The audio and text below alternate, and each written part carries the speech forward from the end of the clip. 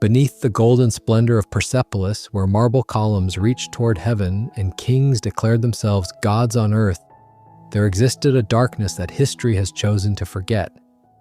The Persian Empire, stretching from India to Greece, from the Caspian Sea to the deserts of Egypt, was built not just on military conquest and architectural genius, but on the broken backs and shattered souls of countless women who lived and died in chains. While we marvel at Cyrus the Great's conquests and Darius's administrative brilliance, we rarely speak of the other foundation upon which this empire stood: human slavery. And among the enslaved, women suffered a particular cruelty that went far beyond physical bondage. They were stripped not only of their freedom, but of their very identity, reduced to objects of desire, tools of labor, and vessels for their master's pleasure. These were daughters torn from their mother's arms during Persian raids, wives separated from their husbands as entire cities fell to the empire's advance, young girls who knew freedom one day and awakened the next morning branded as property, their names replaced by numbers, their futures dictated by the whims of men who saw them as less than human. The grandeur of the Persian Empire casts long shadows, and within those shadows lived millions of women whose voices were silenced, whose stories were never written, whose suffering was deemed unworthy of remembrance. But their ghosts haunt every golden relief, every towering statue, every inscription that glorifies Persian might. Tonight, we pierce through 25 centuries of silence to uncover their truth. We'll walk through the slave markets of Babylon, enter the suffocating harems of Susa, and witness the daily torment that fueled an empire's glory. This is not the Persia of your history books. This is the Persia built on broken women. Before we begin this journey into darkness, I need you to do something. Subscribe to this channel if you haven't already. These forgotten stories deserve to be heard. Hit that notification bell because history's most disturbing truths are often the ones we need most to remember. And when this video ends, share it, comment your thoughts, because every voice raised helps break the silence that has lasted far too long. The Persian Empire's greatest secret is about to be revealed. How women became slaves? The morning sun painted the mountains red like spilled blood as Persian cavalry thundered across the Lydian countryside in 546 BCE. What followed was not just military conquest, it was the systematic harvesting of human souls. When the dust settled and King Croesus knelt in defeat, Persian soldiers began the grim work that transformed free women into property, the Great Gathering. Persian military doctrine was brutally efficient. Conquered territories weren't just absorbed, they were stripped bare of their most valuable resource: people. Women and children were considered prime spoils of war, worth more than gold or silver because they could work, bear children, and serve for decades. The selection process was methodical and cruel. Persian officers would line up captured women like livestock at market, inspecting their teeth, muscles, and bodies to determine their worth. Young women brought the highest prices. They could serve in harems, bear healthy children, or perform decades of hard labor. Mothers were torn from their infants, who were often killed or given to other families. Elderly women were deemed worthless and frequently executed on the spot or abandoned to die. The fortunate ones might be kept as servants, but fortune was a relative term when your life belonged entirely to another. The march to Persian territories was a nightmare of human endurance. Women were chained together in long lines called coffles, their ankles shackled with iron that cut into their flesh with every step. They walked hundreds of miles across mountains and deserts, fed barely enough to keep them alive. Those who collapsed were left behind to die. Those who tried to escape were made examples of, flogged, branded, or worse, in front of the other captives. Persian records speak coldly of these human shipments. One tablet from Persepolis lists 312 women from Ionia, 89 children, 67 from Bactria, as if cataloging grain or cattle. Behind each number was a woman who once had a name, a family, dreams of her own. Persian administrators developed elaborate systems for processing new slaves, branding them with hot irons to mark their owner, stripping them of their native clothes and customs, and often separating them by language to prevent communication and rebellion. The psychological destruction was as systematic as the physical. Women were forced to abandon their native religions, forbidden to speak their mother tongues, and given Persian names that erased their former identities. Mothers watched their children taken to be raised as Persian servants or soldiers, never to see them again. The empire understood that breaking a person's spirit was more valuable than breaking their body. A broken spirit worked longer and resisted less. From the highlands of Armenia to the valleys of Mesopotamia, this human trafficking network fed the Persian Empire's insatiable appetite for slave labor. Every palace that rose, every garden that bloomed, every golden ornament that decorated a Persian noble's home was built on the backs of women who had once breathed free air but would never taste freedom again. The machinery of empire demanded flesh and blood, and women paid the price. The sexual slavery in the royal courts. Behind the towering walls of Susa's royal palace, in chambers perfumed with frankincense and draped in silk, existed a hell disguised as paradise. The Persian harem was the empire's most carefully guarded secret, a prison where women's bodies became instruments of power, pleasure, and political control. What the outside world saw as luxury was, in truth, a sophisticated system of sexual slavery that destroyed souls, while preserving the facade of royal magnificence. The selection process for the royal harem was as methodical as it was horrifying. Persian agents scoured the empire's provinces, seeking girls of exceptional beauty between the ages of 12 and 16. They weren't looking for women, they wanted children they could mold, break, and remake according to royal desires. These girls were purchased from impoverished families, captured in raids, or selected from the ranks of existing slaves based on a single criterion: their ability to please the king and bear his children. Once chosen, these girls entered a year-long preparation ritual that stripped away every trace of their former selves. They were bathed in oils and perfumes until their natural scent disappeared. Their hair was arranged in Persian fashion, their bodies painted and adorned according to court standards. They learned to walk, speak, and even breathe in ways designed to arouse and submit. Those who resisted faced immediate punishment: beatings, starvation, or worse. The harem itself was a maze of golden cages. Hundreds of women lived in luxurious quarters they could never leave, wearing silk garments that marked them as property, eating delicacies that tasted like ash in mouths that could never speak freely. They were ranked in a cruel hierarchy: virgin girls awaiting their first summons, favored concubines who had pleased the king, discarded women who had failed to conceive or had grown too old, and the ultimate prize: mothers of royal sons who lived in constant fear that their children might be murdered to eliminate rival claims to the throne. The psychological torture was exquisite in its cruelty. Women lived their entire lives in anticipation of a king's whim. A single night of royal favor could elevate a slave to luxury and influence. A perceived slight, a failure to conceive, or simply the king's boredom could result in exile, execution, or worse, being given to lesser nobles as a sign of the king's contempt. They were taught to compete against each other for scraps of attention, destroying any possibility of sisterhood or solidarity. The rules governing harem life were designed to break human dignity. Women could not look directly at the king unless commanded. They could not speak unless spoken to. They could not refuse any demand, no matter how degrading. They lived under constant surveillance by eunuch guards who had been castrated to ensure they posed no threat to royal prerogatives. These guards, themselves victims of the system, often became the cruelest enforcers of harem discipline. Persian kings collected women like trophies, each acquisition a symbol of conquest and power. Darius I reportedly kept over 300 concubines from across his empire: Greek women whose cities he had conquered, Egyptian princesses taken as tribute, Babylonian nobles' daughters seized as political hostages. Each woman represented not just personal gratification, but imperial dominance over subjugated peoples. The fate of aging concubines reveals the system's ultimate cruelty.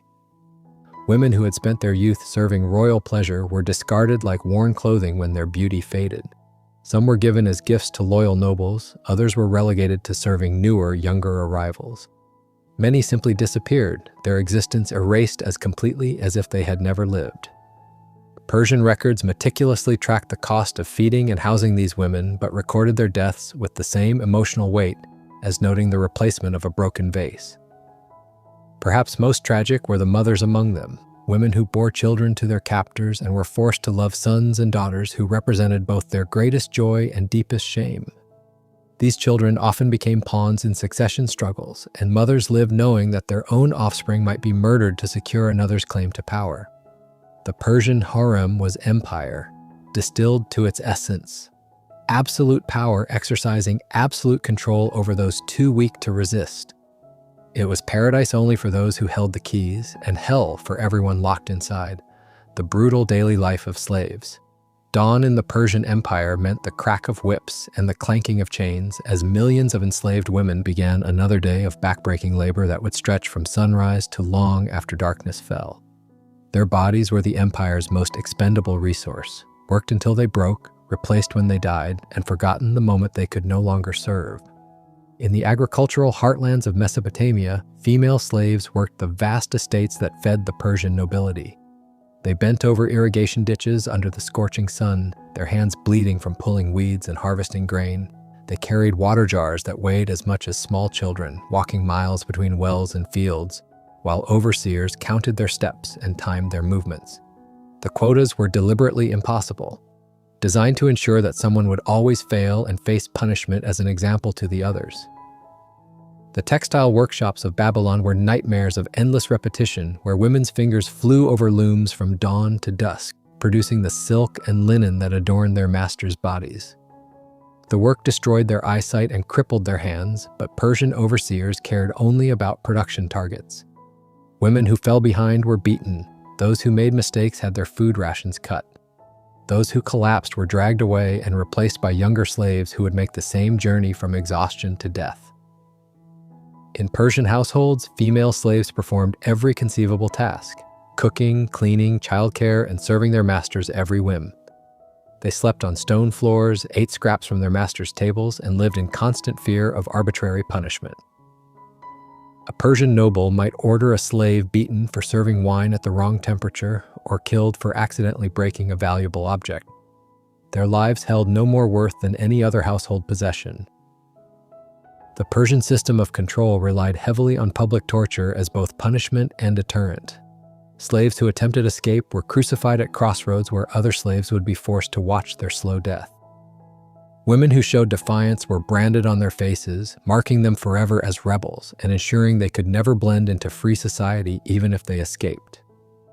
Those who committed theft, even stealing food to feed their starving children, had their hands cut off, leaving them helpless and dependent on their master's mercy.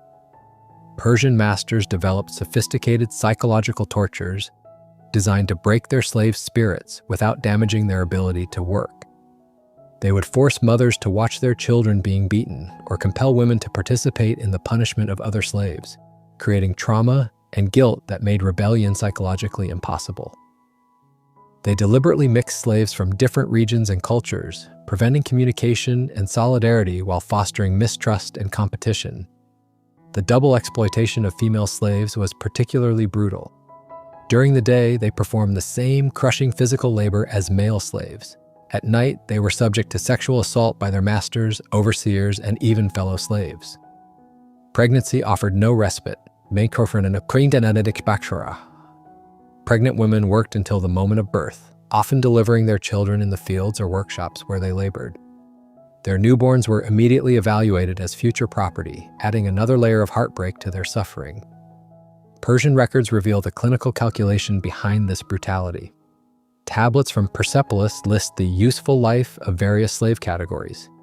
Young women were expected to provide 15 years of heavy labor before their productivity declined. The records note optimal feeding levels to maximize work output while minimizing costs, treating human beings like livestock to be managed for maximum efficiency. The most insidious aspect of this system was how it normalized suffering. Persian society was structured so that even free citizens accepted slavery as natural and necessary.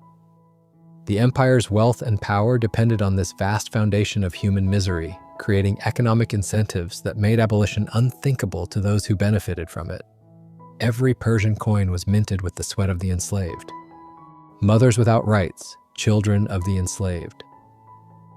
In the slave quarters of Persian palaces, where shadows lingered longest and hope died youngest, enslaved mothers faced a cruelty that cut deeper than any whip: the knowledge that their children would never taste the freedom their own mothers had once known. These women carried their babies for 9 months, loved them with fierce desperation, and then watched helplessly as the Persian system devoured their offspring like a machine that consumed generations. From the moment of birth, the children of female slaves belonged not to their mothers, but to their mothers' owners. Persian law was brutally clear. A slave could own nothing, not even her own flesh and blood. Masters evaluated newborns like they would inspect livestock, determining their future based on cold calculations of potential value. Healthy boys might be raised as soldiers or craftsmen. Beautiful girls could be groomed for harems or domestic service. Weak or disabled children were often killed immediately, their bodies discarded like refuse, while their mothers were forced to watch in silence. The lucky children, if luck had any meaning in such circumstances, were allowed to remain with their mothers for their first few years. But even this mercy came with a price. Mothers knew that every moment of love, every lullaby sung in darkness, every gentle touch was borrowed time. They lived in constant terror of the day their children would be sold, given away, or assigned to other duties that would separate them forever. Persian masters often used children as the ultimate tool of control over their mothers. A woman might endure any torture, accept any degradation, if it meant protecting her child from worse fate. Masters exploited this maternal love ruthlessly, threatening children to ensure mothers' compliance. The threat needed rarely be carried out. The possibility was enough to break any spirit, crush any rebellion, and ensure absolute obedience. For the few children born to enslaved women and their Persian masters, fate offered a different kind of cruelty. These mixed heritage children existed in a hellish limbo, neither fully enslaved nor truly free. Their fathers might acknowledge them as property with special value or ignore them entirely. Some rose to positions of minor privilege within their fathers' households, but they remained forever dependent on a master's whim. One moment of displeasure could see them sold or killed, their mixed blood offering no protection against their father's absolute power. The most heartbreaking stories belong to mothers whose children were taken to serve in the Persian military or administration. These boys would be raised as Persians, trained to forget their mothers' languages and cultures, molded into servants of the very system that had enslaved their mothers. Some would eventually achieve positions of authority, never knowing or caring about the women who had borne them in chains. Enslaved mothers developed secret traditions to preserve something of themselves in their children: whispered stories, hidden symbols, fragments of songs from their lost homelands. They knew these memories might be all their children would ever possess of their true heritage. In the darkness of Persian slave quarters, mothers passed down not just love, but the faint hope that someday, somehow, their descendants might remember freedom. The Persian Empire built its future on the backs of enslaved children who would never know their mother's dreams. Not every enslaved woman in Persia accepted her fate with silent submission. In the shadows of empire, where surveillance was imperfect and human spirit proved harder to break than flesh, acts of resistance flickered like candles in the darkness, small, dangerous, and quickly extinguished, but burning nonetheless. Some women chose the path of poison, learning which herbs could kill silently and which foods could be tainted without detection. Persian records mention several suspicious deaths among nobility, though the true scope of such resistance was likely far greater than what survived in official accounts. These women risked torture and execution not just for themselves, but for their families and fellow slaves, yet they struck back anyway. Others attempted escape, despite knowing that recapture meant death or mutilation. They fled into deserts and mountains, following rumors of free territories beyond Persian reach. Most were caught within days, but a few disappear from the records entirely, perhaps finding freedom, perhaps dying in wilderness, but choosing their own fate either way. The most common form of resistance was cultural preservation. Women taught their children forgotten languages in whispers, maintained religious practices in secret, and kept alive the memories of their lost homelands through songs and stories. Persian authorities recognized this threat, punishing severely any slave caught practicing native customs, yet the traditions survived in hidden corners. Perhaps the greatest tragedy is how completely these voices were silenced by history itself. Persian records, written by their oppressors, mention slave women only as property or problems. Their names, their stories, their courage, all erased by historians who found their suffering inconvenient to the narrative of Persian greatness. Modern archaeology occasionally uncovers traces, scratched symbols in slave quarters, hidden caches of forbidden objects, burial sites that suggest desperate attempts to maintain dignity even in death. These fragments hint at vast networks of resistance and survival that official history never recorded. Their silence was imposed, not chosen. Their stories demand to be told.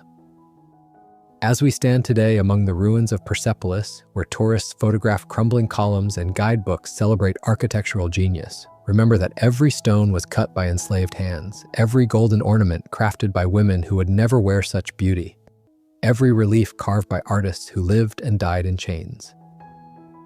The Persian Empire's legacy is written in marble and gold, in the histories of kings who called themselves immortal, and the monuments they built to outlast eternity.